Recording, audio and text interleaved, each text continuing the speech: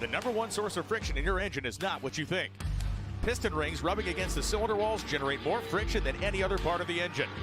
More friction and temperature means more wear and less horsepower. Fortunately, the team at Total Seal knows how to reduce friction and wear through innovative piston ring design. If it takes a piston, Total Seal can build a better ring.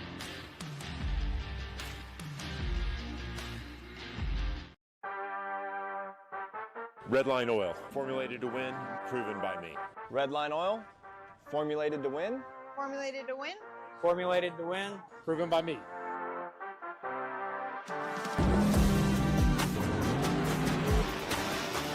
Formulated to win, proven by me. Proven by me. Proven by me. Redline oil, formulated to win, proven by me.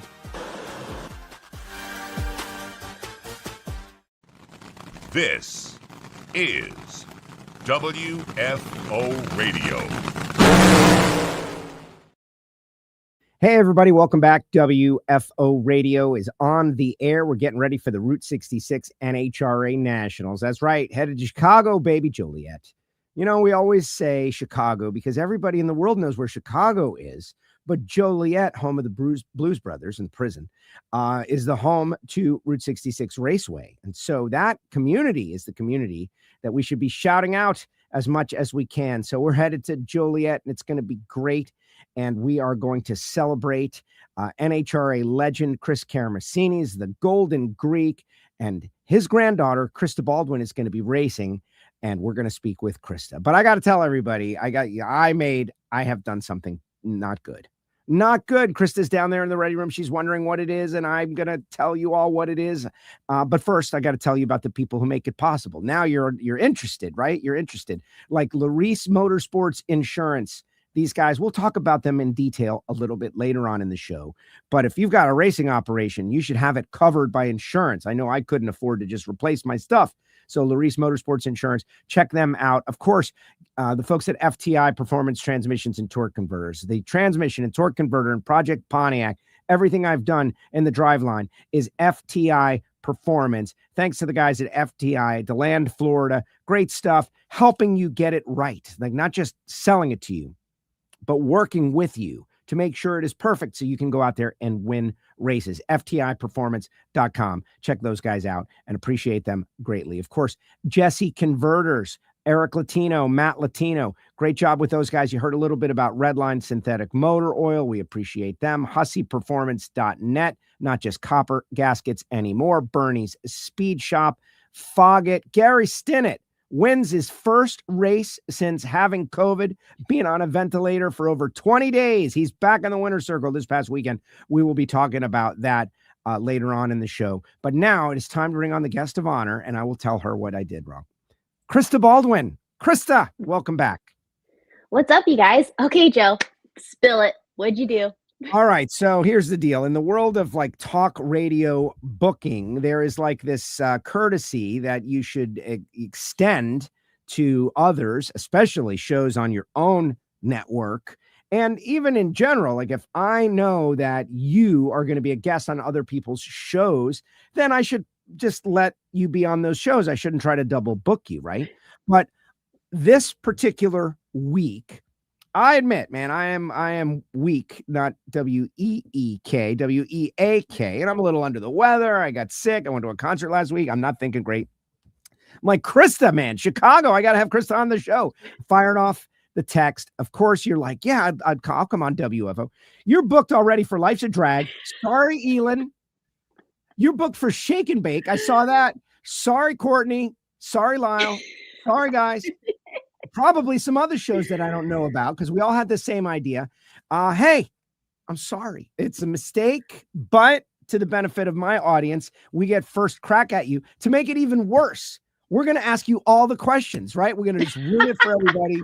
Guys, I'm sorry. It's my fault. I accept responsibility. You're probably going on with loans. Who else are you going on? Plug all your appearances right now so I can atone for my sins. I've been trying. Okay, wait a minute. So this is my first time back in the car since September, right? So Yes. like it's a big deal. And not only am I the driver and the owner, but I'm also my self-promoter and my own PR team. And so when I send out the text and the emails and the press release and all the cool things that I have going on, like, I feel honored that all of you guys want to have me on your show. Like, it is so cool because most of the time I'm just like regular old Krista, nothing exciting, but now I have something cool to share, and I can share up until like a little bit because I can't share the actual race car until Q1. And that part's been very difficult. Very, very difficult. Because like I want to put it out there and show the people like how cool this race car looks, and I can't. They got to come to the race. They got to buy a ticket. People in the community. This is about your grandfather. And so, again, this is my last apology to my wonderful friends and colleagues who do shows like this one. Elin, especially. You know, Elin, you shouldn't have sent a calendar, and that ruined it, right? I got an email calendar, Krista Baldwin. As you're signing on, I'm thinking about that. Oh, that's right. Elin sent the calendar too. Final apology. Hey, I'm sorry. There's so much of Krista that we're going to dig deep.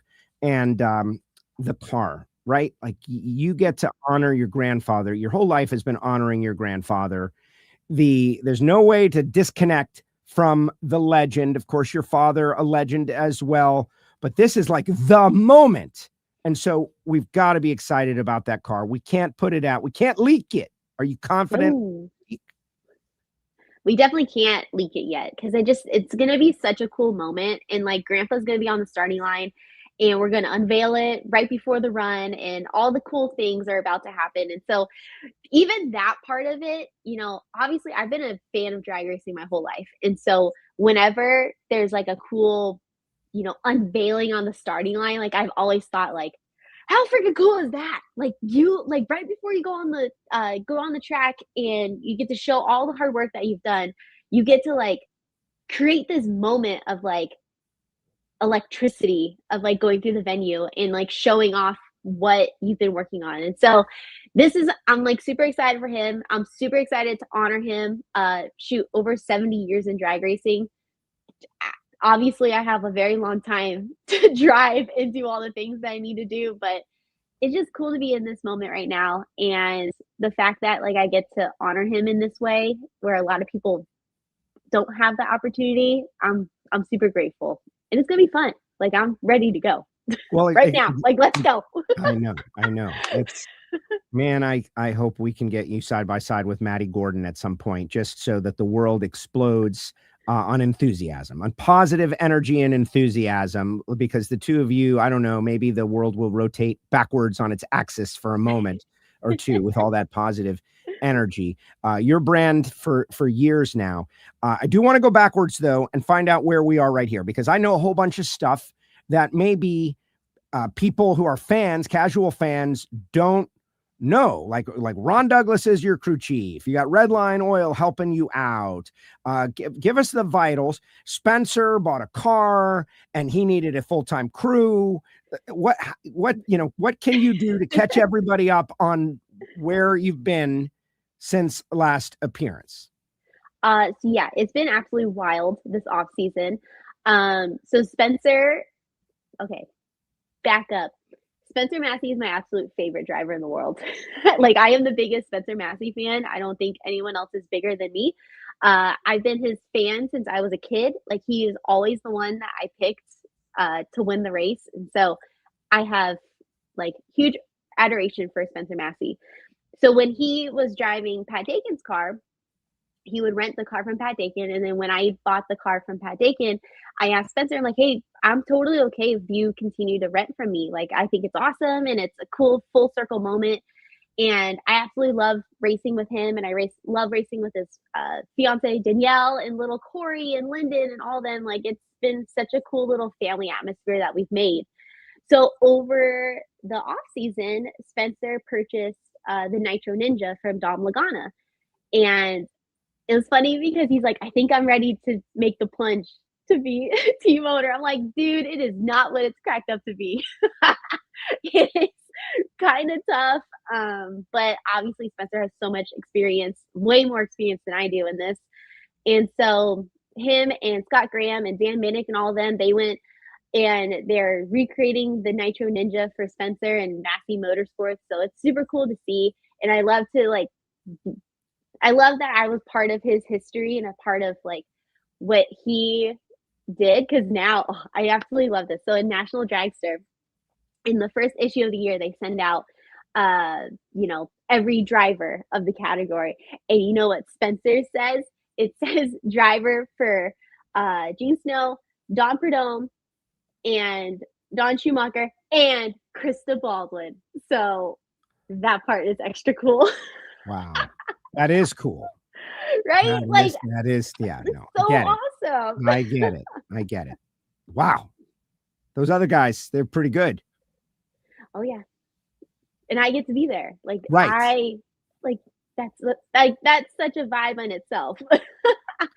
So I'm super proud of what we were able to accomplish together, and we still accomplish things together. I mean, we're still friends, and I still treat those guys like family. And so anyways, when he bought that, the whole crew went with him because he's more on a full-time basis than I am.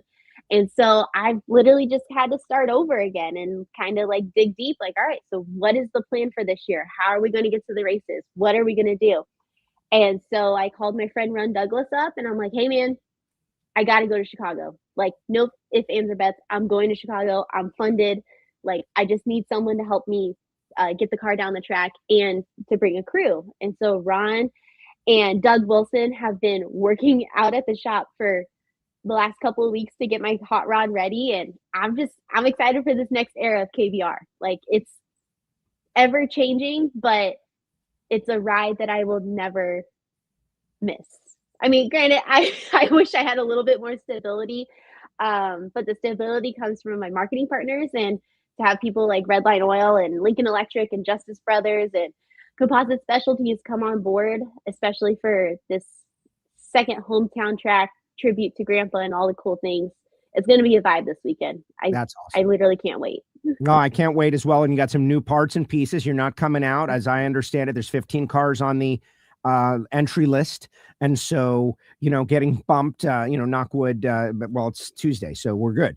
You're going to be able to use this opportunity to go out there, and you got new parts, new pieces, new systems. What can you share about that?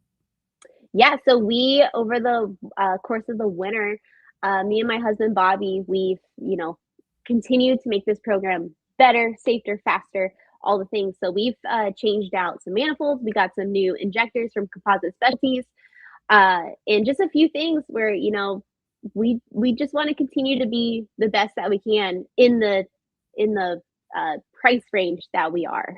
So that's one thing that I don't know if the fans totally understand, is that yes, I can run a 375, and I hope it be consistent, and every run is in a 370s, 380s. But the second that I want to go faster than 375, it's a totally different price tag, in the sense of when you push it harder and you want to go faster, the parts attrition is greater. So even though, from a 375 to a 370 doesn't look like a lot, but it is a lot on the team owner side. And so I'm just trying to race in my budget. It's tough. But we're getting there, and we fired up the car on Mother's Day. My mom was here, and we just wanted to make sure that all the systems were a go. And, now that's a new team, new crew chief, different routines. So Ron and I have been talking the last couple of days of what our routine together is going to be. He's asking me what I do, what I feel comfortable with. And I ask him, like, hey, I can mold to whatever you want, man. Like, right. I've had the distinct pleasure of driving many different cars and many different teams. And so, like, I've been able to, like, be like a jello and, like, mold to wherever I'm at. So. Well, I think it's great. And that everybody supports you and wants you to do well, but especially on this given weekend, even if you got to go in your pocket a little bit to pay tribute to this guy, the Golden Greek, Chris Karamesines, like he's connected to my drag racing fandom, in that my dad used to always tell me about him. Like, we would go to the Gator National since 1980. Everybody knows that story, right? But like, the Greek is one of the guys that my dad would always tell me about, 201 Joe, this guy, he used to do be known for all kinds of stuff and doing handstands on roll cages and just my dad would tell me stories from way back in the day, and my dad loved him, and so I loved him. It's just that simple. There's people who don't have good relationships with their parents, and then there's people who have great relationships with their parents, right? And I'm one of those guys. And so if my dad liked it, I liked it. It's just that simple. So the Greek was one of the first people to put a WFO sticker on the nose of his dragster. Yes, I remember when that happened. So Marvin Rodak and Bobby Graham, I don't know if they forced it upon him. I don't think anybody can force anything upon, but watching him defy logic when it comes to aging. One of the best things that I can do for everyone is share that story. Man, he told me in his one WFO appearance, I think we were on the phone at that time, if memory serves me right, we were doing audio only. He says, just, shut off the TV, man, get out there and do it. And he continues to have a productive, positive life. Who wouldn't want to be like the Greek? Exactly. No, he literally goes to the shop every day to go and tinker on something. He still has his shop up in Chicago. The canopy car his last car, the first car I drove, we put it back in Chicago. So he's been tinkering on it and doing whatever he does during the day outside of calling me and yelling at me. But about what? Cool. What's he yelling at you for? Sorry. Well, it's so funny. Every time I go to a race, there's no escaping my grandpa. I can't do anything without someone telling my grandpa what I'm doing. So there is no hiding from him, even though, he may be 96 years old. He still knows every single thing that I do in this world. And my mom said that's the same thing that happened to her when she was a kid. He would be out in California for 6 months racing, and he would call back home and be like, "Hey, I heard you were hanging out at your friend's house or whatever." And my mom's like, "How do you even know? You're not even in the state." Same thing. I can't go one place out of Brownsburg without someone telling my grandpa what I'm doing, which is cool. It's totally fine. And not that I'm doing anything sketchy at all. But no, we literally talk almost every day, still talking about the race car, still talking about how we can better the program. And he still gives me all his advice, warranted or not warranted. But it's a cool dynamic that I have with my grandpa, and not a lot of people have that. And in fact, people around us are jealous because he calls me all the time and we talk about the race car, and he doesn't have that with, a lot of my other family members. So that part is super cool. Not that I'm the chosen one, but I understand what he's doing because he understands what I'm doing. And that's the coolest part. The chosen one. I mean, I am the only granddaughter, so I guess I am the chosen one. Well, to have that legacy, the family, to be involved in drag racing, which we love drag racing, but drag racing, we want it to be so big, but really it's kind of small, especially these, we're trying to push it bigger, but the fact that your grandfather and Snake had that story that's in Snake's book, we went to Chris and he's the one who taught us oh no, this is how you're doing. It's wow, man, this guy is connected to everything. Recently I sat down with Garlitz and Daryl Gwynn, and they're talking. Mm-hmm. It's man, this is really a small network we're in here, Krista. It's a small network, and you get to go out there and represent your grandfather this weekend. I know a lot of people are going to be pulling for you. Since we've last spoken, I'm under the impression that you also are married. You got married, right? You had a ceremony. I saw your name. I saw a name on Facebook. It's that's not, I know. So are you on the track? You're Krista Baldwin, but in private life, you're Krista Lane. Krista Lane. Yes. Got it. So my husband, Bobby, he's the supercharger specialist on Austin Prox Car. And so, yes, we did get married. We got married on December 5th, and we had a super awesome ceremony and little party. And it's pretty funny because I would say, so let's see, December 5th. So we're 6 months into this marriage, and it's been nonstop race cars. Not that it wasn't like that before, right. But Bobby switched teams with the Prox went over to Tasca, and ever since then, it's been a whirlwind.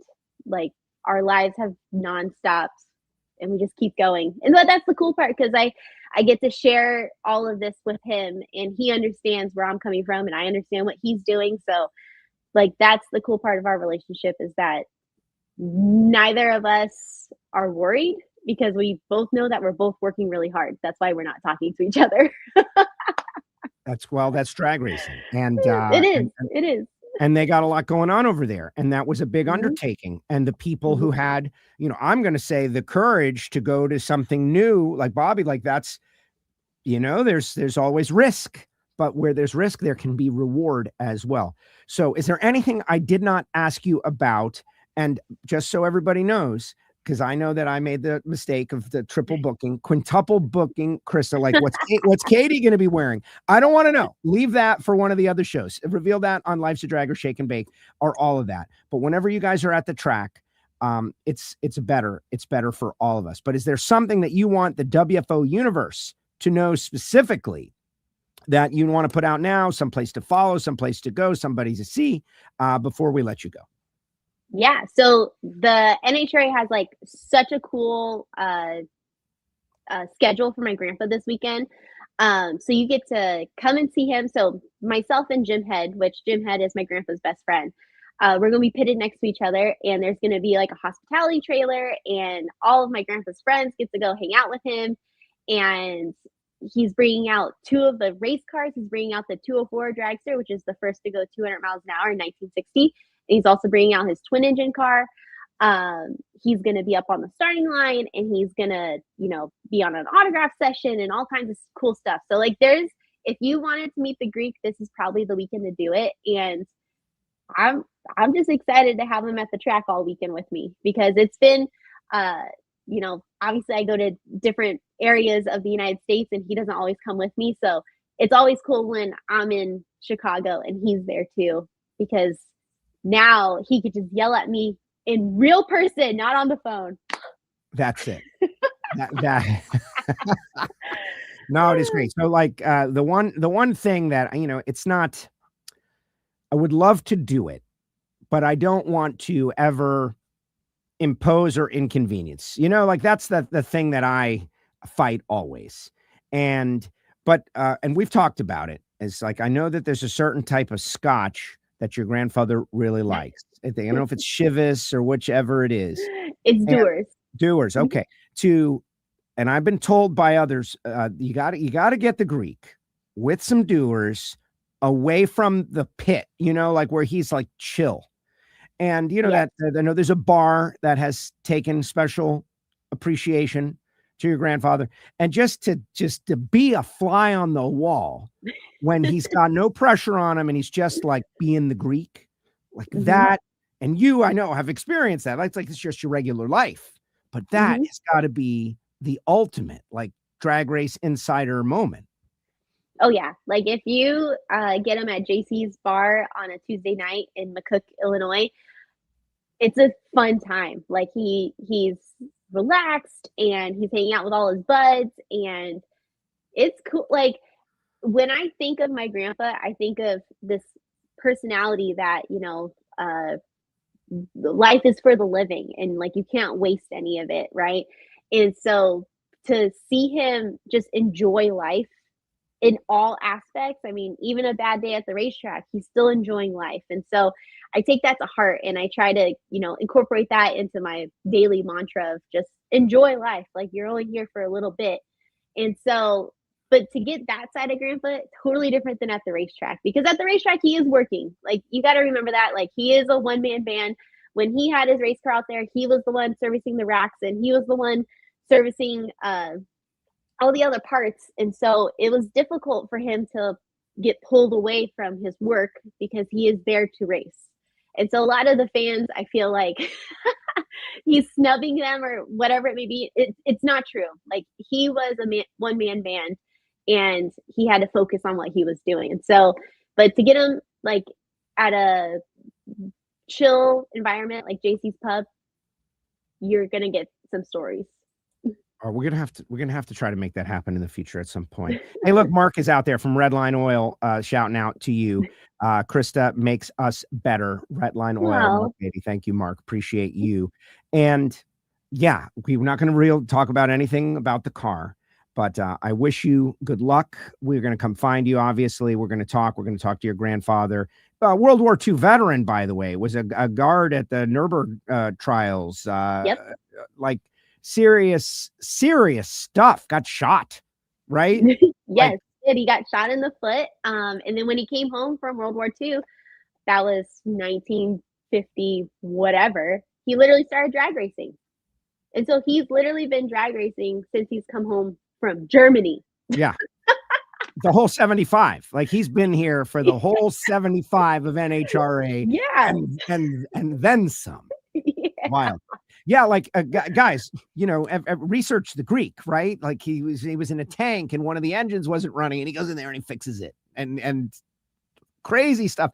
It's almost, he's got so many amazing stories that a whole bunch of ones that we would love, he probably doesn't even think to tell. There's so much behind my grandpa that, that's so much deeper than just being the drag racer or being, the engineer for strange rear ends. I mean, he helped Bob Stange develop strange rear ends back, in the 70s. So like, there's so much more to what the surface of grandpa is. And it's cool when you finally get to hear a couple of those cool stories and like you get to cherish those. And it's like, wow, this guy's done a lot in his life. He's lived a lot. He's seen a lot. He's done a lot. He's crashed a lot. He's gone fast. Like it's, how do you not aspire to be like him?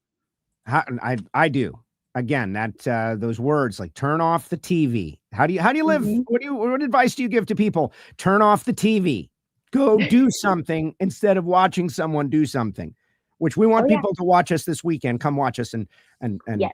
That's different because it is an experience. You are actually doing something. So come do it this weekend. All right. I feel like I have left a lot of meat on the bone for everyone else. And again, I'm sorry, but I had to connect with Krista. Come on. Look, I appreciate it. And like, behind the PR brain of me, it's like, how do I show corporate America that I am the correct brand voice for them? And so it's obviously getting all these media hits. And like, this is all part of a bigger plan that I'm trying to push for. I mean, obviously the goal is to be a championship winning driver in the NHRA. And I just got to keep moving forward. I can't stop. And we're going to help you, and everyone's going to help you. And they are helping you here this week. So there's no such thing as overexposed Krista Baldwin. It doesn't exist. All right, Krista, go get ready for your next hit, which will be, I believe, on Shake and Bake earlier this evening or more. And Life's a Drag tomorrow and everywhere. Krista, thank you. We'll see you this weekend. Thanks for taking the time. Thanks, guys. There she goes. Krista Baldwin with us here on WFO Radio. Exactly.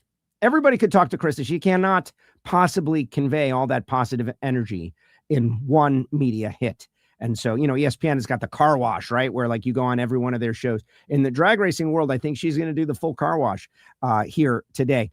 And a lot of Not Bland, 7 tonight. There it is, the Not Bland show. Sorry, Dujane, I did not mention that. The Greek, one of my favorites.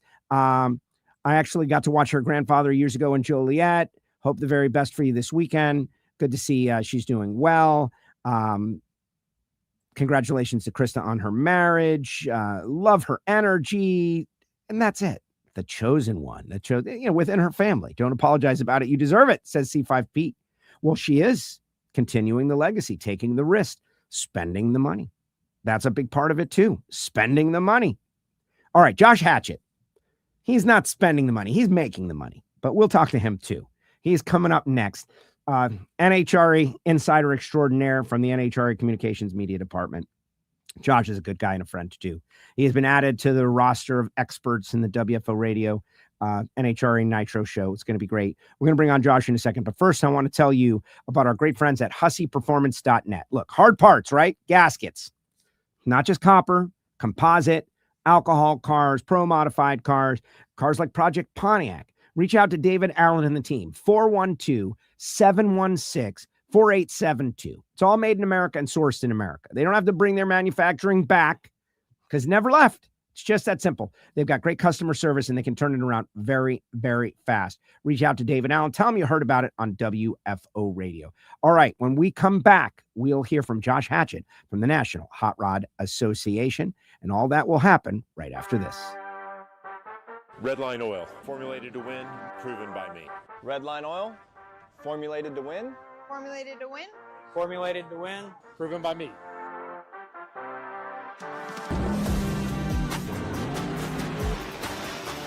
Formulated to win, proven by me. Proven by me. Proven by me. Redline oil, formulated to win, proven by me. Looking to replace your OEM diesel particulate filter or diesel oxidation catalyst? Look no further than DPF XFit, a complete line of aftermarket diesel particulate filters and diesel oxidation catalyst designed as an exact fit OEM replacement with all makes coverage for light, medium, and heavy-duty trucks. With thousands of units in stock, we ship the same or next day, and be sure to check out our comprehensive reverse OEM lookup tool. Always new, never remanufactured. For more information, be sure to visit dpfxfit.com. That's dpfxfit.com. Drag racing fans, check out Drag Race Bracket Bonanza. It's the free, family-friendly fantasy bracket game. Now, after final qualifying at every national event, you can fill out your bracket for all the pro classes. It's free, easy to click on your picks. If you need some help, just hit the randomizer button to fill in the blanks. It's for fun, stay engaged, and pick your winners today.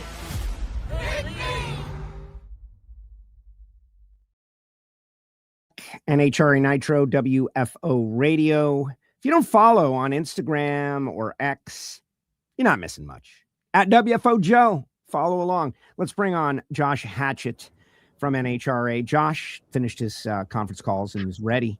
What do you think of Krista Baldwin, Josh? Like, she's got the enthusiasm thing going on for years now, and I just speculated if we could somehow get a Krista Maddie side-by-side run, I don't know, we might open a wormhole into another dimension. Yeah, that's some high quality energy right there, Joe. And so it's a tough act for me to follow as well. So yes, thanks for the that. Show comes crashing to a halt. Well, listen, I'm not 100% today too. You know, they all can't be award winning. But right.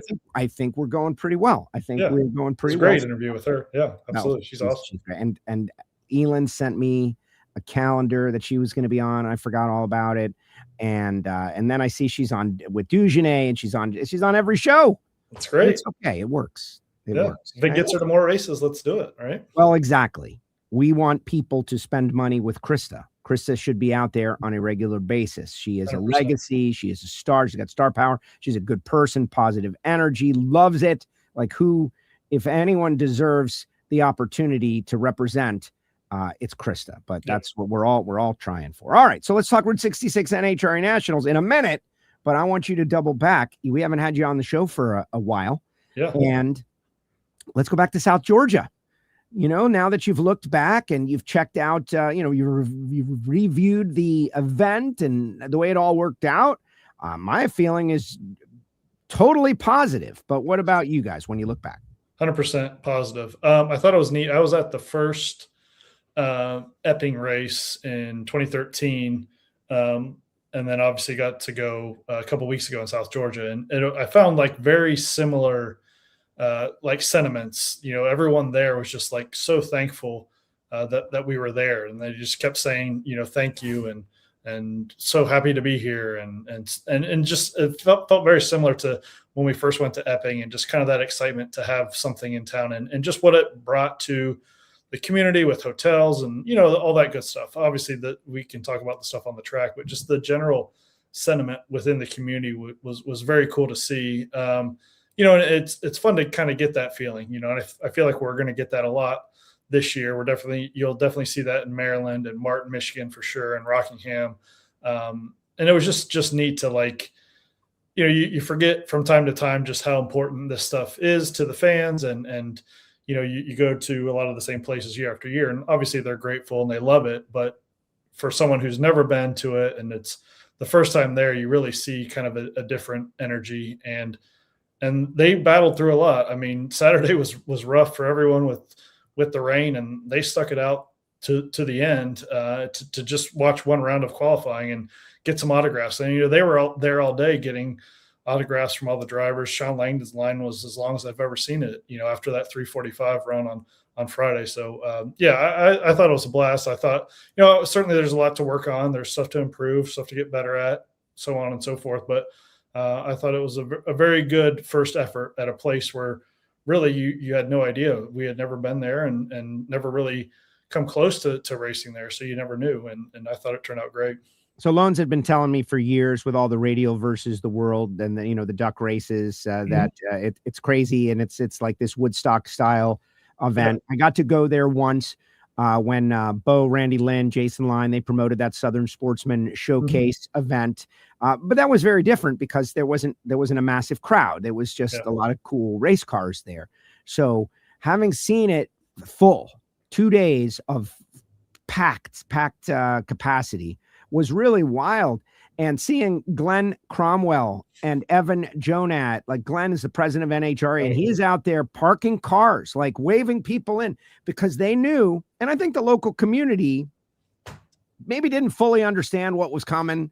Yep. Like they didn't really get like, no, man, this is the National Hot Rod Association, 75 years is a professional organization. They're going to come in and they're going to run a major event in this area. And we didn't want to put cars like for hours out there on that 2-lane highway. And we didn't. Like, it was pretty wild. I'm coming in and they're like waving me. I'm like, is that Glenn? It's Glenn. There he is. Right. And even on the way out, I mean, I thought it was, some people had to wait a little bit, but, it wasn't like, some of the crazy stories you heard the first year in Epping where people are like leaving their cars on the side of the road to get to the track and, stuff like that. So I thought it went fairly well. I mean, you got tons of rain, and so that limited kind of parking there as well. But I thought it was handled pretty well. And you're right about just the fan base. The radio stuff is awesome and has crushed it there, lights out for years. But it is a different fan base. And, maybe hopefully some of those people came and watched NHRA. But I think what I saw and what I heard a lot of was just a lot of kind of first-time fans who have maybe watched it. You saw some fans from like the Atlanta area come down because we haven't been to Atlanta in several years. So that you got some of that, but you got a lot of people who had never actually seen a Top Fuel car in person or a funny car in person or Pro Stock in person, so I think that was awesome. And the kind of environment there is you're kind of right on top of the action. Obviously it's, smaller than a Gainesville or whatever, but I thought it was a very interested crowd. They stayed in their seats the whole time, probably because they didn't want to lose them, part of it, but I thought it was a very interested, excited crowd. Yeah, I was wondering about that because then nobody it was raining still and people were in their seats and we're like, attention people, you can move. And they're like, no, man, we're not moving. Not losing this seat. Whether it was a reserved seat situation or what, but yeah, they should do some reserved seats and they should charge a little more. It does prove to me that as much as digital and marketing and watching on TV and all that is important, that things are regional, that people from an area where NHRA drag racing has been coming for years learn to like the sport and be interested in the sport. And if it moves away from the region loses interest. I've seen it here in South Florida. We used to have all kinds of NHRA related, stickers on cars going around because we had 2 and 3 tracks. And when the tracks went away and NHRA, drag racing cars, race cars on trailers went away, people lost connection. You posted the Jeopardy question where Bob Tasca's funny car is up there. It had to drive you nuts when nobody knew what it was. Right. Right. Like losing that connection with what is this even? Yeah. Yeah, you're right. I mean, that's important for these markets that we go to, that we kind of reestablish that in Georgia, which I know, we're only a couple hours from Gainesville, but I think we saw a lot of people who didn't go to Gainesville. There's a lot of brand new people that were introduced or reintroduced to the sport. I think we'll see that a lot at everywhere we go. Up next in Maryland for sure. People will drive an hour, do something that they maybe have never done before. They're really probably not going to drive like 2.5 to 3 hours. And that's the thing. And this Valdosta area, and I'm pitching it for everybody because Raul and Jennifer and even Don O'Neill, who is my buddy, I take shots at him all the time, but just for fun.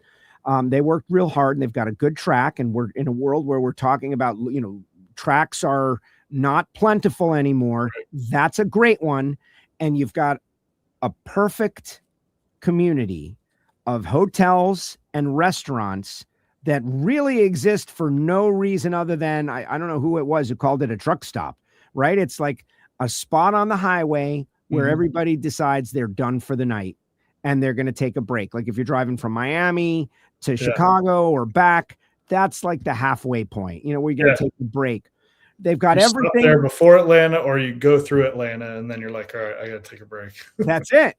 So they've got everything we need, and we are providing a reason to go there. It's great. And I think that event is going to get better and better. And Gainesville Raceway, who used to have the worst traffic in the history of all traffic. I have sat in Gainesville, post Gainesville traffic for 3 hours. No doubt. People getting stuck in the mud. That problem has been alleviated. And so what about the 345? Can you quantify what that meant for drag racing? When the New York Times and the Athletic and these outlets that rarely cover Sean Langdon for winning a race, cover Sean Langdon for a major milestone like 345. What did the metrics say? Well, I think it was just a lot of like planets aligning, we got great traction out of that last year with Brittany and resetting records pretty much felt like every race. But 343 doesn't sound quite as cool as 345 on the dot. 345 on the dot is an easy thing for someone who may not follow the sport. That's an easy thing to digest. 345. Oh, wow. So I thought it was awesome. So just kind of like perfect alignment. So kudos to that team for running it on the dot. But I thought it was awesome. I mean, it kind of, I felt like as I was leaving the track that day, it started to like pick up steam. I was getting a few email messages and texts and calls about certain things of where it was starting to show up and the Associated Press calling me to check on a couple numbers and, is this really what happened? Is this the record? Yeah. And, quickly it was on the wire and then it just kind of took off, all across the country. It was all over and it was really awesome to see. I mean, we had pickup and like you said, New York Times, ESPN, TV stations all across the country. So it was really cool. A big win for drag racing for sure. We're in the space where kind of we know where we are as a sport. Obviously we're trying to grow, trying to get more traction in certain areas, but you need stuff like this for people to maybe find out about it. It's not always going to be a win. You need something spectacular to kind of separate yourself a little bit for some attention, and that definitely did, and that put us on the map a little bit, even if it was kind of a quick 3-day run in that regard. But it definitely helped. It was huge for us, for the sport, for Sean, for Coletta, for everyone. Yeah, I agree. That's why those milestones, you want to keep them coming. Yep. That having been said, last week on the show, like I put out a plea to everybody, like, let's just enjoy this for a little while before people start talking. What about 350, man? We got to get it. No, we don't. We need 5 miles an hour. That's a lot. But the people's imaginations are running wild because 340 to 345 really didn't take very long. Oh, that's true. It just happened like that. But there were some things, the air deflectors coming off, that all worked together to make that happen. I'm right where we are right now, where drivers are getting their first 340. Maddie getting 340, becoming part of that informal 340 club. That's cool. Let's call it league leaders like Sean Langdon, the fastest man in the world, whatever you want to call him. Yep. 345 is out there like pushing the edge of the envelope, like what's possible. And, everybody else beneath that, just trying to do their best. The funny cars, we haven't seen this revolution happen in the funny cars. I'm totally happy right where we are for a long time. Very exciting, because in and around that, people are trying to win races. And but it shows that milestones matter. Yeah, 100%. And it matters to the drivers too. I mean, it was cool to see, like, the very next day, Sean does that on Friday, and Saturday, like, he had a line, like, he signed straight for like an hour. Like, the line was long. Like, everyone went they saw Sean get there, and they're like, everyone who was there or heard about it was there like the next day, just wanting his autograph. I thought that was cool. And his soul, a little piece. And they of all were soul. saying 345, 340. I mean, it spread pretty quick, and that was pretty neat to see for sure. I also thought it was neat. He said after he won, which was kind of a sweet capper to the weekend, like, him, between Alan and Brian, they're like, Doug and Alan won in Charlotte and kind of up the ante. And then it's Brian's turn to take a swing, and they did that. And it's just like a pretty cool back and forth within teammates to like see who can top each other. And now, what's Doug going to do this weekend in Chicago if the weather's right? What's Alan going to try to do to top this? Maybe it's not, 345, but, maybe it's a bunch of 360s to get a win. And it's pretty neat kind of where that friendly competition is. And it got a good laugh out of Sean where, you can go listen to the interview, but he had a few funny references to it of how he explained it. But it was pretty neat to see kind of where they're at. They're both, trying to outdo each other, which kind of says where that 2-car team is, where Coletta is right now. Exactly. And it could be trouble. Like, I'm vacillating from, oh my gosh, Coletta is going to steamroll the entire field this year. Right. With some moments, Tony Stewart had a moment, maybe Maddie will have a moment, like maybe Leo will have a moment, maybe they'll have a couple of moments. But really, when it comes to championship drag racing, there are 2 cars that are head and shoulders above the rest. 2, maybe not. We're just going to have to let it all play out. Got to mention Antron Brown if he's out there, gotta let it all play out. And that's what's interesting about this season. I think about like Charles Lindbergh, right? Like, the guy flew across the Atlantic, and people, that's what made you famous back in the day. Like, you did something that nobody else could do, that nobody else did, a historic first. And Sean Langdon, that could be the last speed milestone in drag racing. That could be the 3:59.9 elapsed time milestone is now on people's radar. Like, okay, like that could be the last milestone in drag racing, unless we're talking about the quickest run for a 2JZ or the quickest run for a 6-cylinder, or the quickest run for, like a pro modified running in the 4s. But when it comes to like pure unadulterated numbers, that could be one of the last. It could be. I mean, I think, I wouldn't be surprised if Alan and Doug are aware of that. Like, can we run 3:59 if it's perfect? I think it's out there, right? Oh yeah. It's out there. It's been out there a couple of years. It's got to be perfect. Yep. Got to be perfect. We're about 200s away. Yeah, it can happen. But again, it's not always about that. All right, so we're headed to Route 66 Raceway, and a track that I say unabashedly that every year we go back, we're trying to save the track with a great event, because it's not, it's not guaranteed. Like, once upon a time, that place was the Bellagio of drag strips, and then they built Z-Max, but it's an awesome track. And the fact that we were able to save it a couple of years ago, and now we go back, and I feel like we've had some good, strong events the past couple of years, hoping to have another one. We got the Dragon Drive by Peak, a lot of stuff. Tell us a little bit about what sticks out in your mind from this weekend. Yeah, I think I agree. I totally agree about just kind of, we've had good momentum there. I think this will be the 4th year that we've come back, and the track's awesome. I think one thing that is going to help, at least just kind of awareness wise, is obviously NASCAR is racing there at Chicagoland Speedway again. They're racing there, I think, July 4th weekend.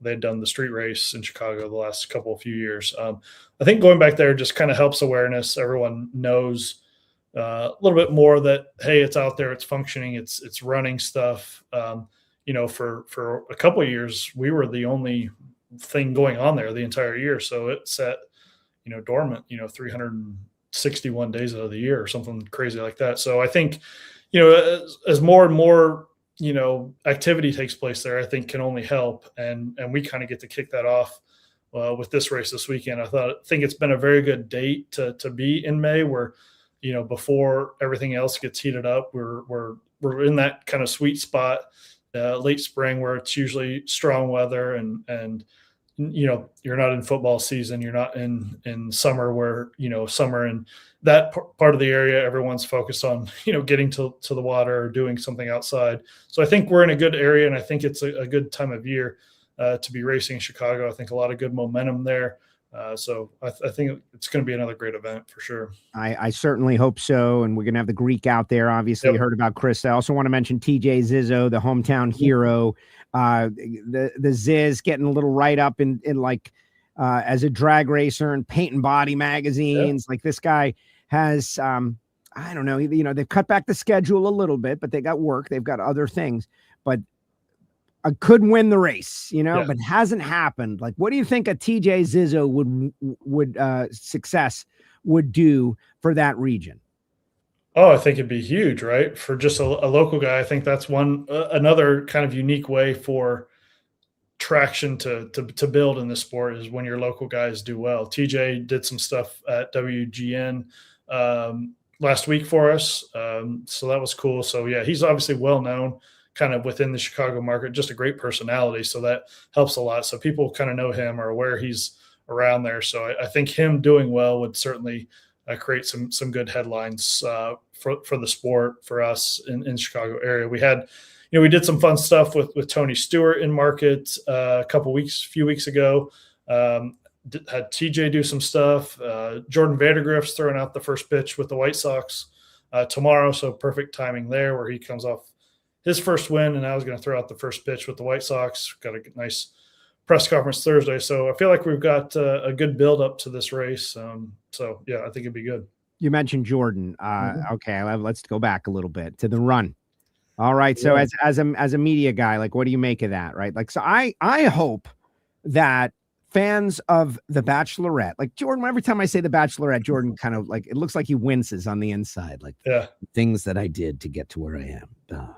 But you got to mention it. There's a lot of people that know him just exclusively because of that. Like the majority of his social feed probably know him exclusively because he was one of those guys and he had fans, and now he's driving a funny car, and now he's winning races, and now he's running back on the track.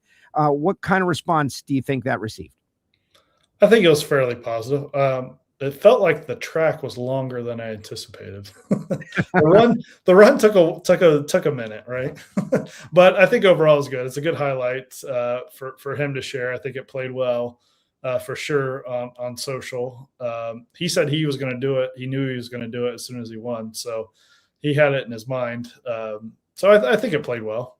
Yeah. And he came on last week. I liked the way he said, this is why I did it. Yeah, I mean, there's a story behind it. I'm sorry. Yeah. I'm not going to do it ever again. I did my one thing to tie the circle together for his family. And, for me, I'm okay with that. Yeah. I'm okay. Did the track seem longer than you thought? Yeah. And the boots seemed heavier. Yeah. He started mentioning the glue. He goes, and then I got to the VHT, and I'm like, or the PJH, excuse me. Sorry. Like the things that you didn't consider. Right. But that's great. I always felt like he was in great physical shape. Apparently not. Uncle Bob went right back, man. Uncle Bob made it to the starting line. I didn't get him with that, though. Oh, look at this. The Pits podcast says that Zizzo is going to be on with them tomorrow, Pacific time. Way to go, Pits podcast. See, like that's it. Oh my gosh, there's so many podcasts about drag racing. I love it. It's so good. We are a sport that we have a lot of ways to learn about it for certain. I think so. It's funny you mentioned this. So like the goal is always to get the sport bigger, and you see a huge podcast.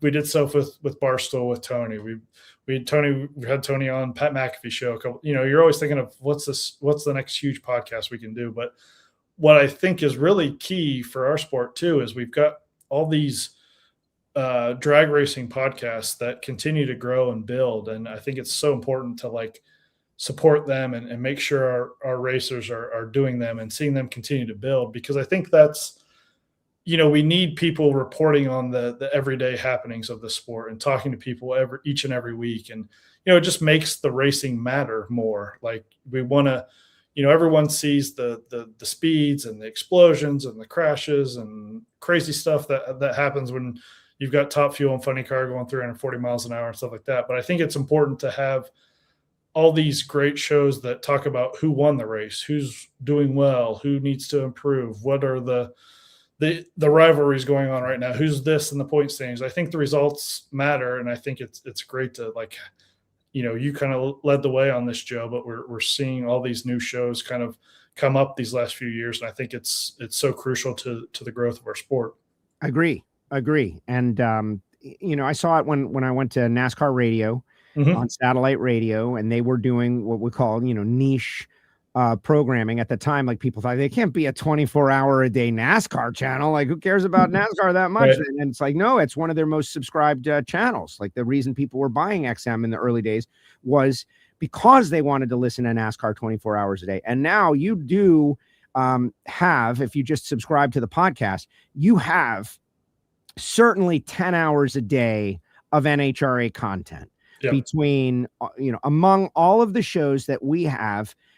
Certainly I want to stay in there, everybody. Thank you.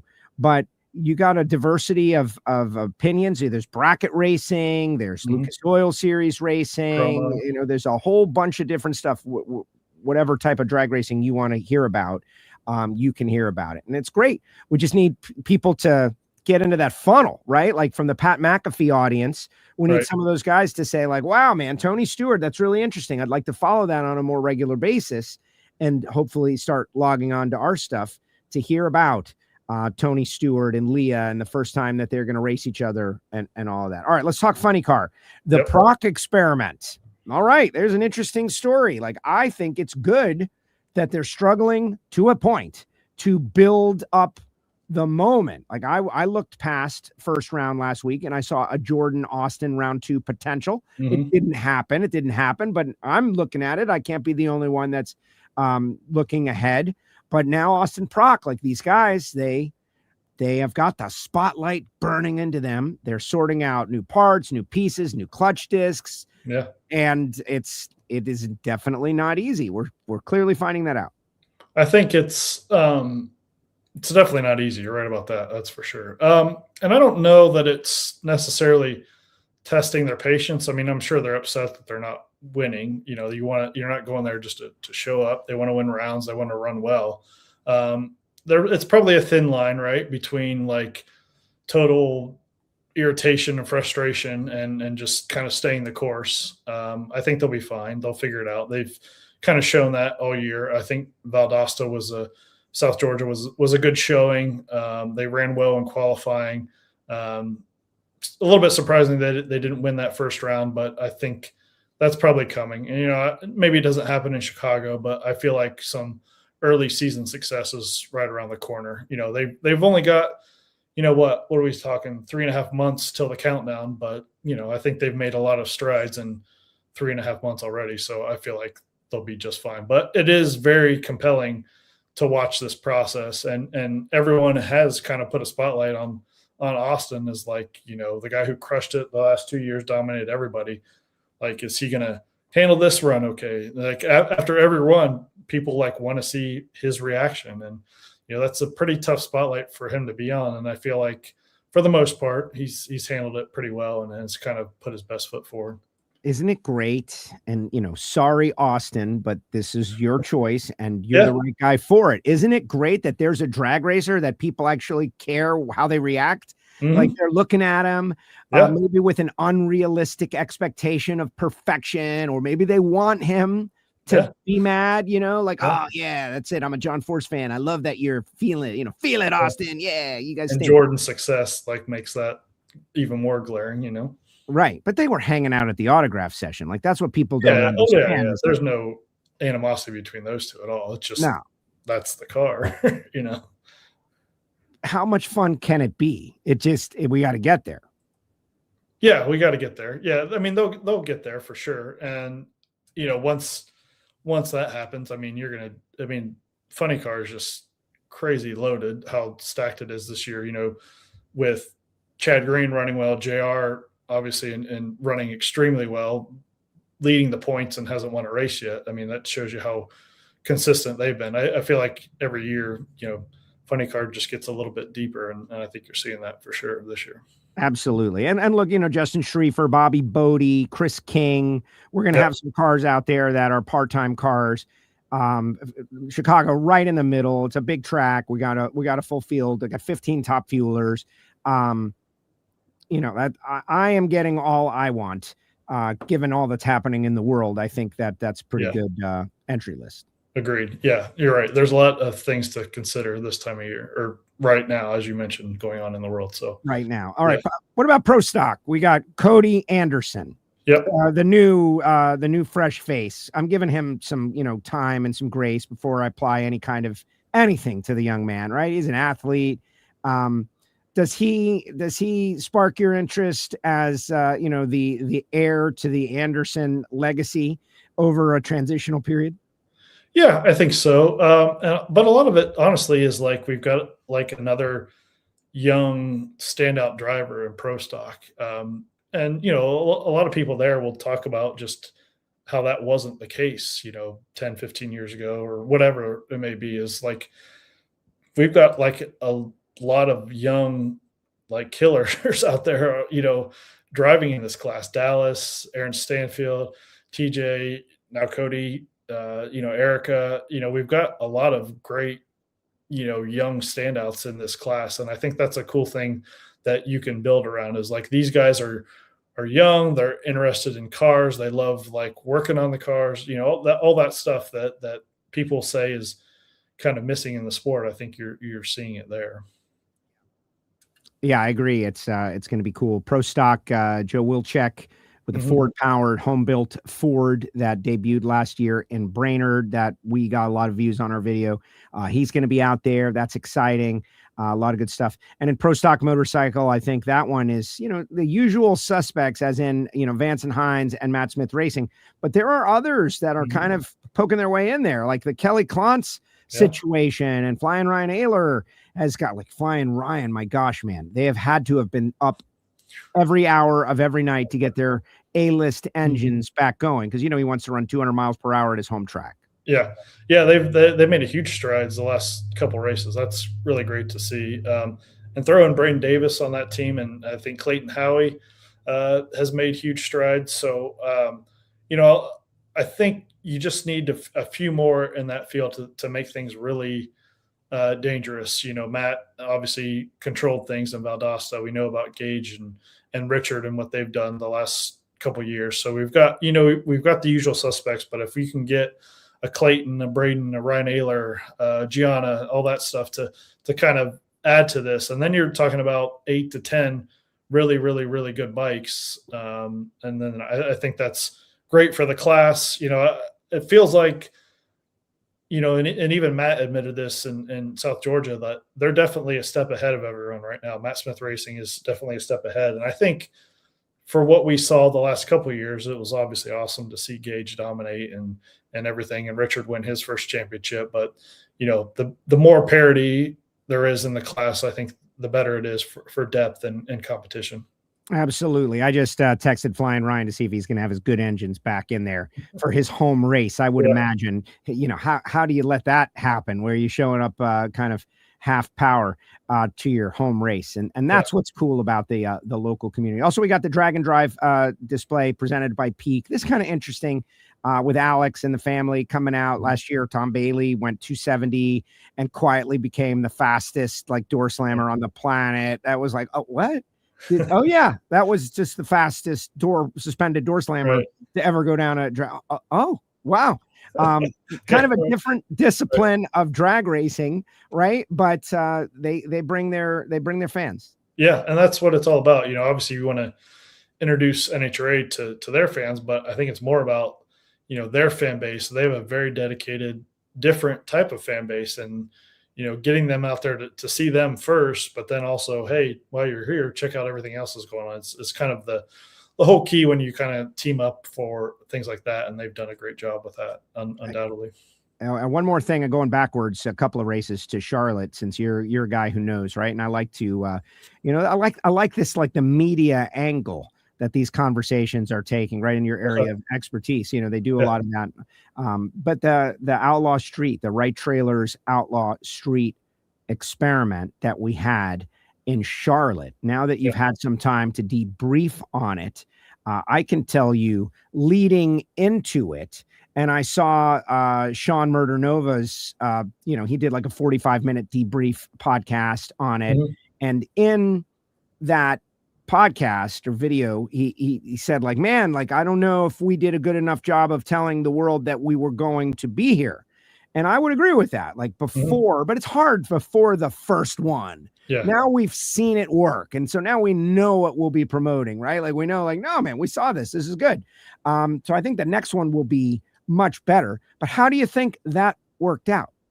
I agree with kind of those sentiments pretty much on the nose. I think it was great initial excitement when kind of the thing happened at PRI, and shortly after we announced the first race was going to be in Charlotte. And then, just kind of figuring out like some different ways to get new fans. Like this whole thing is about giving them a place to race, but bringing their fans in to introduce them to everything. You'd be hard pressed to find someone who didn't know about Street Outlaws, especially when it was in its prime. So I think those guys are kind of maybe a little more aware of that, of what they need to do to like really push their fan base to come, because as they stated, they had a great time, in Charlotte. They had fun racing. They had fun seeing the fans. I think everyone was treated awesome. I think everyone had an enjoyable experience.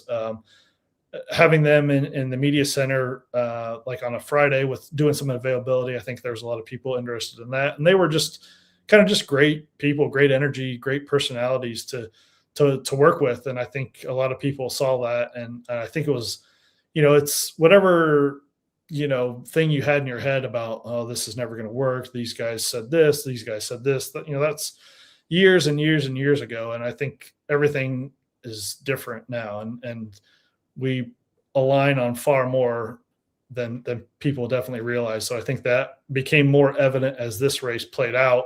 And I think that can only be helpful for the next one in Brainerd. And I think you're definitely going to see a very good reaction to that. I think they're going to get really involved in bringing out their fans. And, if they get to Brainerd and enjoy themselves, it could be a wild weekend. Oh man.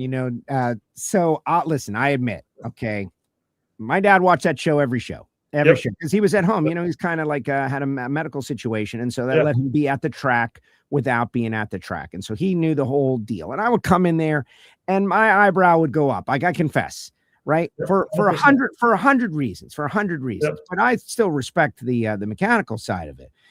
So this thing, I wanted to see it play out, but went over there and they were all great. Everyone was super cool and respectful and eager to learn and share, because I don't know everything, right? Like I'm not that.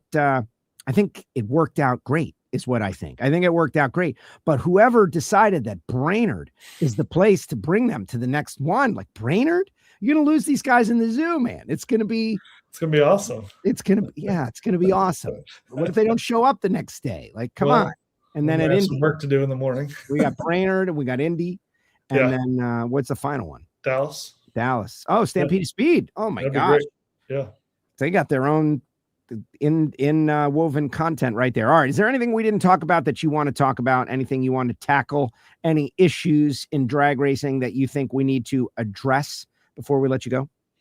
No, I think we're on a good path. I think we've got good momentum built. I think as the summer, we're going to hit Chicago a week off, and then we've got 3 in a row, then Norwalk, then 2. I think we're going to hit a good stride here, and I look forward to that. We've got, we've battled some weather, but I feel like we're in a good spot for this 75th. There's been great kind of energy for even next year and 50 years of force. So I feel like it's in a good place. If we can get some good weather breaks, throughout the summer, I think we're going to have a great summer. So much looking forward to going to Maryland. I think these new races are bringing some great new energy into the track, to the NHRA scene, and I feel like that's helping everyone. Honestly, kind of looking at doing things new ways as we go to a Bristol and an Epping and Norwalk and everything. So I feel like things are in a good spot as we keep going here.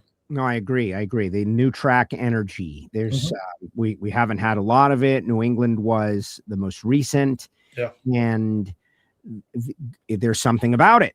It's new, it's fresh, it's exciting. Like whatever it is, it can become a little stale.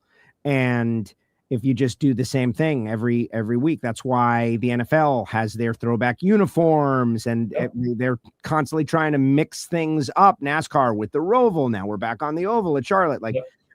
So for us to have Rockingham and the Potomac Nationals, I get to fly into Reagan National to go to a race. Like, how crazy is that? I get to do that like right after South Georgia. Flew into there and did some media with Jasmine and Gianna, and I was like, we're here in Washington DC. Like, we went and did media and then went to the Lincoln Monument. It was so cool. it is so cool. Well, that's fly-in to Reagan National for anybody. Like, get the window seat 100% for coming in or coming out, because it's just beautiful. Our nation's capital is amazing. Josh, thank you very much. Appreciate it. Great job jumping on here for a little analysis on WFO Radio. Appreciate what you do, and thank you for coming on the show. Appreciate it. Thanks, Joe. Just so you know, the numbers, they went up. They continue to go up, even though you were here. Yes. Oh, man. Whew. Yeah. So it's just like you're not a show killer. Don't worry about it. My show stealer yet? No, not. Well, you got to keep keep working. We're working on it. There he goes. Josh Hatchet with us here on WFO Radio. Thank you, Josh. Doing a great job. Josh Hatchet, great friend, extremely knowledgeable drag racing personality. And, we're pulling him from behind the scenes into the front of the scenes because he's got so much great information. And for those of you who are wondering, once upon a time, maybe I'll just pick 8 to 10 years ago, there was talk about NHRA really needs to do more to promote their drivers. You might recall that. And you really don't hear that anymore. I don't hear that anymore. Certainly, the reason behind that is because they are hustling, man. They're hustling. And it's the blocking, to mix some metaphors, the blocking and tackling that make the difference. Reaching out, connecting. It's not the RJ Reynolds days anymore. You can't just throw a ton of money at it or whatever it was necessary to get the local community interested. There's a lot of great stories about what they were doing back in the day to get sports writers interested in our sport. There's a lot of great stories about the things that they were offering to get people to come and to be interested. Now it's like you got to be real official. And they're doing a great job, whether it be McAfee or the social media guys, What No Way, Sean. Like, these guys are not only interested in NHRA drag racing, they're interested in becoming part of drag racing. So, all right, drop your comments in the comment section, guys. Drop your comments in the comment section as we are getting ready to get out of here. Yeah, I've been a little under the weather this week. I'm trying to, it's on its way out. I'm going to be great by Chicago. I'm super excited about going to Chicago, but got a couple of final thoughts we're going to drop after you hear about Foggy.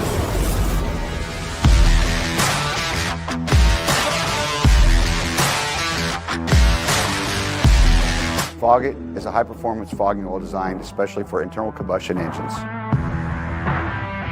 Foggit can be used by everyone. If you have a lawnmower, a jet ski, a motorcycle, a tractor, a high-performance car, a classic car, racing vehicles, if it has a cylinder wall, it needs Foggit. That guy is Gary Stinett. Gary Stinett is a 4-time Super Comp world champion. He builds engines in all categories: comp eliminator, stock, super stock, top dragster. His engines have won championships, and he actually is the person who helped spearhead the whole Project Pontiac situation. Years ago, in 2020, 2021, somewhere around there, I was doing this thing called the Engine Performance Expo. And Gary and Steve Williams had just launched Foggit as a brand. And it was brand new. It was brand new. And Gary and I, have been talking at the track for a couple of years, and he had asked me about my car and everything. And this Foggit brand was going and kind of coming along. And this guy was as positive as anyone I'd ever met. In fact, reminded me a lot of my dad, like the can do, get 'em gung-ho attitude. We're going to do it. Right. And has had great success and is really one of the greatest sportsman racers of all time and all of that. Well, at this event, not only Gary, but others got COVID. And Gary ended up on a ventilator for more than 20 days. I think the number is 26 days. It might be 28 days, but it's irrelevant to this exact detail. And so here, this great racer, who is a wonderful person, friend of so many out there, is in the hospital. And I remember oh my gosh, Gary and I had been hanging out at one of the airport lounges talking about what might happen with Foggit and how excited he was. And next thing you know, days later, I find out this guy is on a ventilator, and he's probably not going to make it. He's not. You don't go on a ventilator for more than 20 days and make it, except somehow, some way. And this is more his story to tell than mine. And I thought of inviting Gary on the show today, but it's just like I'm me being not 100%. Today wasn't the right day, but he has been on in the past. And anyway, for a while, Gary thought he was not going to win another race. He hadn't won, got the big check. He had gone deep into eliminations and had great success, but he had not gotten the big check at any race since being on the vent.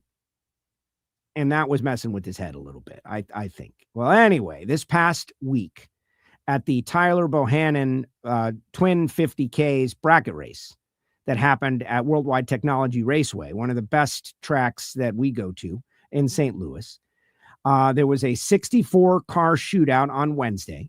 The specialty race paid $10,000, and Gary Stinett got it done, and he won the race, guys. And I am so proud of this person. I am so proud of Gary because of the hard work that went in to getting back and not accepting man, maybe it's not going to happen for me. Maybe I'm just, since the COVID or whatever, I had a hospital thing, or I'm older or whatever. Dude has been in the gym, and he's been working out, and he's been training, and he's been getting his mind right, and really threw himself into this thing. And got the win. And congratulations, Gary. You should be working right now, but if you're watching WFO, I am super proud of the accomplishment. And I would say, watch out, everybody. Watch out, because when it comes to this style of racing, like these things, and, I have been accused of, I don't want to position it wrong, caring too much about the Lucas Oil Series racers. And who would say such a thing, right? It's not about caring too much. It's about there's only so much attention, and how much attention should be given to the Lucas Oil Series instead of the Mission Food Series, and that ratio and all of that. And it's because of the people that I know and how hard they work and how seriously they take it. And I can tell you that there are racers. Gary Stinett is just one of them. Justin Lamb is another one. There are countless who expend just as much effort to win a Lucas Oil Championship as Ron Capps is to win the Mission Foods Championship. There is no difference. There is a difference in the expense, certainly, just cost of parts and cost of getting there and the amount of people that come to the track. But when it comes to desire and will and effort and attention to detail and, minutes on task, how many minutes a day are you spending trying to win a world championship, right? They are the same. So congratulations, Gary, getting back in the winner's circle. It's a big freaking deal. Also, Bailey Ferraro. I don't talk about the big money bracket racing too often here on the show, but I do pay attention. This past weekend, I was watching a considerable amount. Bailey Ferraro goes out there and wins Sunday, wins the $50,000, $50K. Bailey's dad, Mike Ferraro, is a South Florida bracket racer. Got me thinking the other day on our Monday Motivation for Patreons, got me thinking just about the centers of the universe for drag racing. and how, you got Texas, and you've got California, and you've got Kansas, and you got Englishtown area. Like there of drag racing in general, and also bracket racing, but there are a couple of major hubs. And that, man, like Mike and Renee had kids, Bailey and Nick, who these guys are going on to be killers, man. Bailey Ferraro won $50,000. Congratulations, Bailey. That is amazing. That is amazing. And, staging up for 50 grand. You're thinking about Gary Williams and Troy and all those guys, Gage Birch, Gage's dad, used to race for years, Bradenton, Sunshine, Dave Connolly, those guys. Like that was a big hub for the thing that is now big money bracket racing. All started thanks to Dick Moroso and the Moroso 5-Day, which happened at Palm Beach, Florida, a track that no longer exists. It's just sad, man. It's just sad. But let's not turn a happy thing into a sad thing. Let's see what you guys got. Final comments in the comments section, guys, before I get on out of here. Where did I get sick? Last Tuesday, I got a phone call late in the day. I was done for the day. Like, hey, man, you want to go see Guns N' Roses? 5 minutes from your house? Floor seats? Yeah, I'll go. And this is the remnant. Was it worth it? Yeah, I think it was worth it. Can anyone afford to drive from city centers to Fontana is the question, talking about California. Can anybody afford to drive anywhere? That's the question. Look, guys, the price of gas and the price of this and the price of that, there's always going to be something. We avoid all those topics on WFO. Like if you want to do it, you're going to do it. That's what credit cards are for. If you want to go to a race, you can go to the race. And you should go to the race. Because tomorrow, you might not even be alive. It's the reality of it all. You got to be responsible because you can't do that with everything. You can't go to Capitol Grill every night of the week and just charge it, because eventually the bill is going to come due. But if it's something you really care about and you really want to do it, you're going to do it. We're a world at war right now. Like, you got to take that serious. Let's see. It's going to be a lot better. Thank you for your show. Appreciate everything you do for NHRA and Drag Race. Well, I love it. Mom's home, guys. This is week 2 of mom being home. That's a big deal. Let's see. What is happening with Chris Bostic and Pro Stock Motorcycle? Wish him well. We wish Chris well also. I think my understanding is he's reorganizing his own team, is my understanding. Joe, tell them how racers get on your show for the newbies. Well, you win races, or I select you, or some nice person, reaches out and puts us together. It's pretty much that simple. The Garlitz Gwynn interview was epic, but the WFO, that Ron Merkel, thank you, Ron. Thank you for bringing that up. Things that are in the rearview mirror as opposed to out the windshield. Regarding Gary, WFO started in 2009, right after the XM Sirius merger. When XM and Sirius merged, we're talking satellite radio now, guys. When they merged, I was at XM Satellite Radio doing very well, had a very successful show. But a corporate merger resulted in the firing of everyone that worked at XM for the most part. Not every single person, but large numbers. I remember a day where 190 people found out they got fired by accident. I was on the phone with my buddy Tommy Noodles, and somebody had gone in to see their vacation time, and they saw their vacation time, and they also saw their termination date in the future, that everyone was terminated. So they all started running around and trying to find out who was right and wrong. And they all found out they were terminated in the future. They'd all been fired, 180, 190 people. So I got a phone call from Tommy Noodles. I was like, oh man, so we're all going to be fired. What do we do? What I did was I sat here in this wonderful WFO studio that used to broadcast to XM Satellite Radio's NASCAR Radio and on their XM Sports Nation channel. And I realized, I'm not moving to some small town. I'm not moving to do another AM talk radio station just to build an audience and then be fired again because a new guy comes in and he doesn't know me, which is really all that it is. That's all that it is in that industry, right? Does the person know you? Are you their guy? No, you're not. I'm going to bring in my guy. Oh, that makes perfect sense. Because if I got the job, I would fire your ass and hire my guy. So it makes perfect sense. So it was in that moment that I decided, you know what, man, I'm going to start podcasting from here, and I'm going to talk NHRA drag racing, because nobody is talking to the winners on the show each week. Nobody. There was nowhere to hear long form NHRA drag racers of any kind. There wasn't. Randomly, like little radio shows, I don't want to call them little, maybe some of them were big, but around the country, there would be guest appearances by drag racers, probably, like Josh sets up. But nationally, there was nobody. So I moved the show to podcast form. And then we were on Race Talk Radio for a little while. Dennis and his squad kind of adopted the show post-Sirius or post-XM. Because that never worked for Sirius. Worked for XM. We're part of the XM people, not the Sirius people. And, I still own some shares. But really, the way that they do it is very different than the way XM did it. And I'll tell you what that was. XM was about the art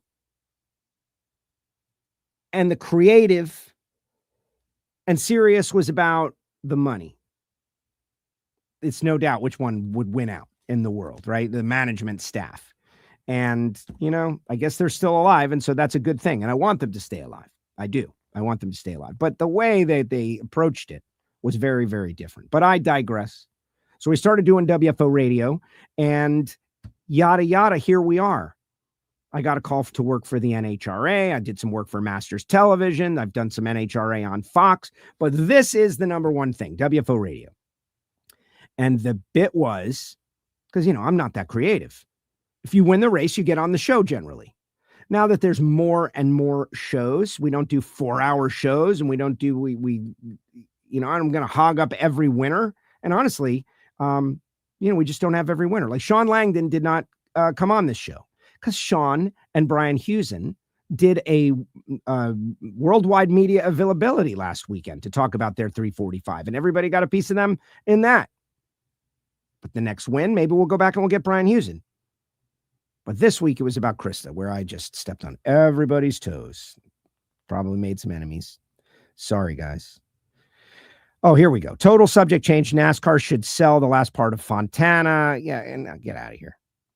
Let's see. Engine Performance Expo videos are great to continue.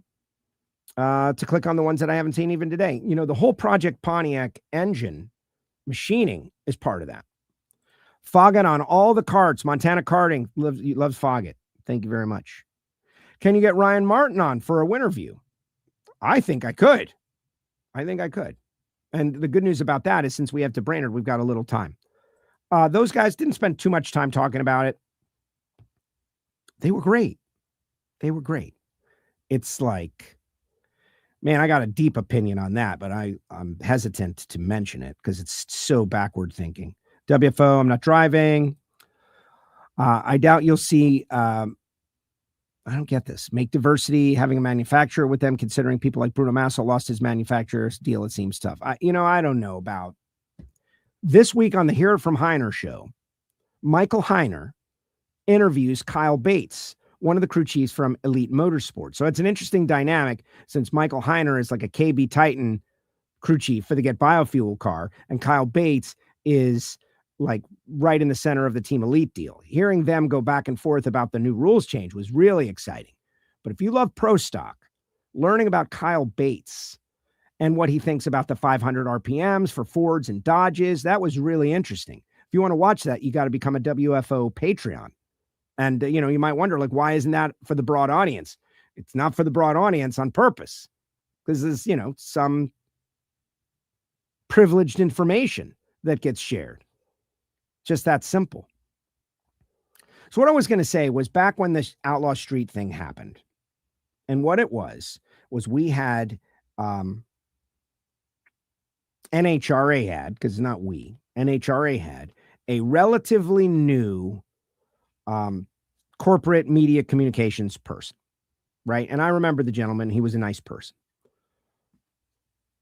And in the, like I would say, the first year of the tenure, as everyone is kind of adapting to the situation, this show is blowing up and doing really well.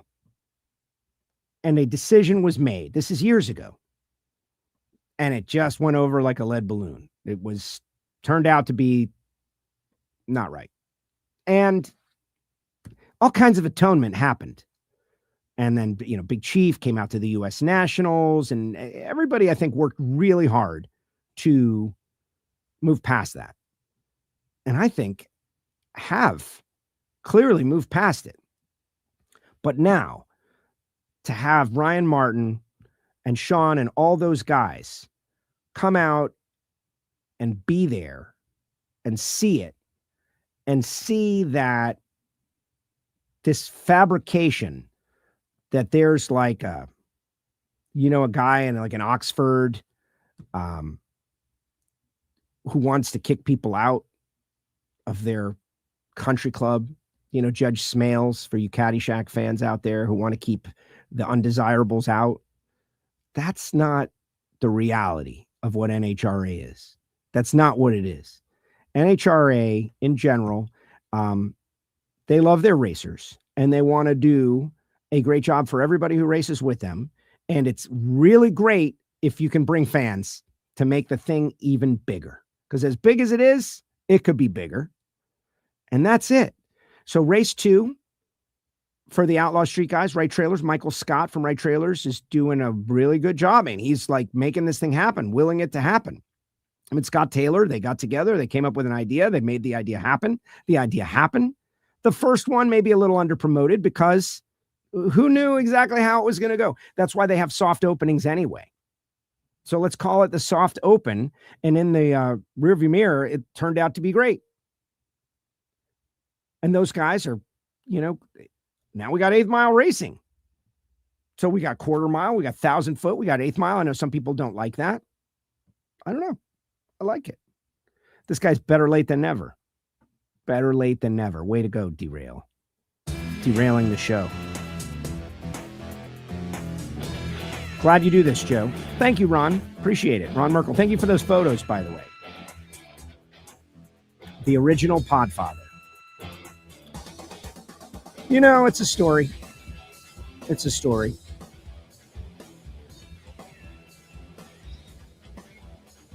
Yeah, I'm looking at some of the comments. This one's cool.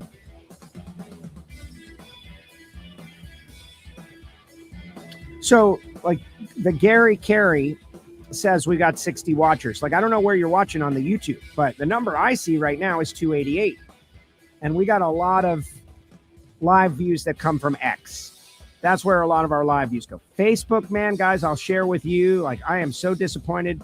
Facebook says we've got like 20,000 people like our page and like 4 of them are watching. I know I'm doing either something wrong. I think what it is because we stream to all these multiple platforms. And Facebook doesn't like that. I think they want us to stream just to them. And then they'll jazz us up a little bit. Heck with that. That's why you are our marketing program. You're not going to see a bunch of ads for WFO all over the place. Tell your friends. This is the show. This is where it all goes down. Tomorrow, Life's a Drag, they're going to be on. Wonder what they're going to talk about on Life's a Drag. I'm sure it's going to be very interesting. Yeah, it'll be great stuff. You definitely want to sign on to Life's a Drag. What about Abby? Yeah, that's a big thing happening in the world of drag racing media, right? The addition of Abby to Life's a Drag, Jason Logan, now Unchained. He could, who knows what he's going to say. Thanks to Krista. Thanks to Josh. Thanks to everyone for supporting the show. Marvin Rodak, Frank Hawley's, all of our supporters. Appreciate you guys. WFO.